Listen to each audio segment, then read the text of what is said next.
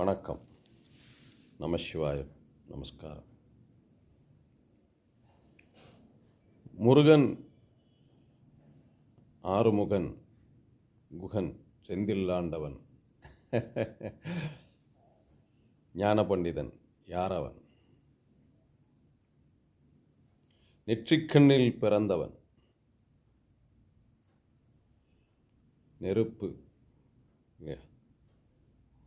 நெருப்பு கடல் அகம் கொண்டவன் சிவரூபம். அவனுக்குள் இருந்து அந்த ஆணில் பிறந்தவன் ஆண்மகன். அப்பனுக்கே குருவாய் விளங்கியவன், பகுத்தறிவானவன். பகுத்தறிவே அவன் என்று உணரும் தன்மையுடையவன். கதை கேட்டு திரைப்படங்களிலும் பார்த்து அப்படித்தான் முருகன் என்று கணக்கில் வாழ்கிறோம். உண்மை, முருகன் உனக்குள் இருக்கும் பகுத்தறிவென்று குன்றிருக்கும் இடமெல்லாம் குமரன் இருக்கும் இடமென்று உணரச் செய்பவன். குகன் ஆறுமுகன் பகுத்தறிவுடையவன், பஞ்சபூதங்களை கடந்து பகுத்தறிவானவன். ஆறாவது அறிவு பகுத்தறிவு. பஞ்சபூதங்களை ஒருநிலைப்படுத்தும் பரமமான ஆத்மா. அந்த ஆத்மாவில் பிறக்கும் பகுத்தறிவு ஆறறிவு. முருகன் என்றால் அழகு. பகுத்தறிவோடு பார்க்கும் அழகு எவ்வளோ பெரிய கருதல்! தமிழில் எவ்வளோ சுவையான கருதல்! ஆறறிவுடைய அழகானவன், ஆறு அறிவு உடையவன், அழகானவன் முருகன். குன்று உயர்ந்த நிலையில் இருந்து யாவையும் பார்ப்பவன். உயரமான இடத்துல இருந்து பார்க்கும்போது என்ன தெரியும்? குட்டை நெட்ட குண்டு உள்ளி ஏதாவது தெரியுமா? இல்லை. நமது பார்வை எப்படி இருக்கணும்? சமமாக, சத்தியமாக, ஜோதியாக, ஒளியாக தோன்ற வேண்டும். எப்படி? சமத்துவத்தோடு. இறைவன் படைப்பில் யாவுமே சமத்துவத்தோடு இருக்கும் என்று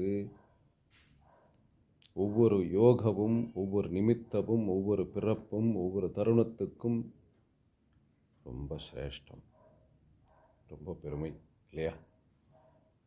பார்க்கும் பார்வையில் எனக்கு குறைவிருந்தால் முன்னாடி தோன்றும் பிறப்புக்கு குறை இருக்குமா?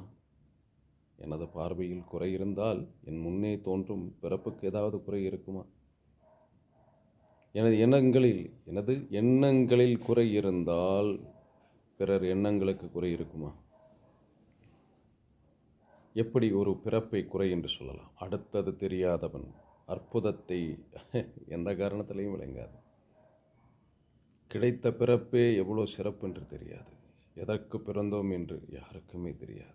பேரில்லாத நடமாடும் பிணம் பகுத்தறிவோடு பார்க்க முடியவில்லை என்றால் பரந்த உலகில் அந்த பரந்த அவனை எல்லை பரமமான சக்தியை, பகுத்தறிவை எப்படி உபயோகப்படுத்தாமல் இருந்தால் நான் மனிதன் என்ற வார்த்தைக்குரியவன் எப்படி ஆக முடியும்? பக்தியிலும் பகுத்தறிவையும் அறிவியலையும் எடுத்து வைத்திருக்கிறான் நம் முன்னாடி. நம் முன்னோர்கள் அவ்வளவு அழகாக ஒவ்வொரு தலைமுறைக்கும் அதை எடுத்துச் சொல்லி, ஏட்டில் எழுதுவதை விட எடுத்துச் சொல்லி பகுத்தறிவை ஊட்டினார்கள். அதனால்தான் இந்த கலாச்சாரத்துக்கு எழுத்தில் சொல்ல முடியவில்லை பழக்கம். ஆனால் இதை உணர்பவனுக்கு எட்டியதுதான் கையளவு. அதுவும் பகுத்தறிவோடு பார்த்தால்தான் முருகன் அழகு. உயர்ந்த நிலை என்றால் எண்ணங்களில் உயர்ந்த குணம் என்று பொருள். ஒவ்வொருவரும் அந்த பக்தி வழிநெறி என்றால், முருகன் குணம் என்றால் அந்த நிலையில் பாருங்கள். சமத்துவமாக, சத்திய ஜோதியின் அம்சமாக, சர்வமும் அவன் படைப்பென்ற உணர்வோடு பாருங்கள். உங்களுக்கும் மகிழ்ச்சி வரும். கஷ்டம் என்பது உங்களது இஷ்டத்துக்குத்தான், விருப்பத்துக்குத்தான் கஷ்டம்.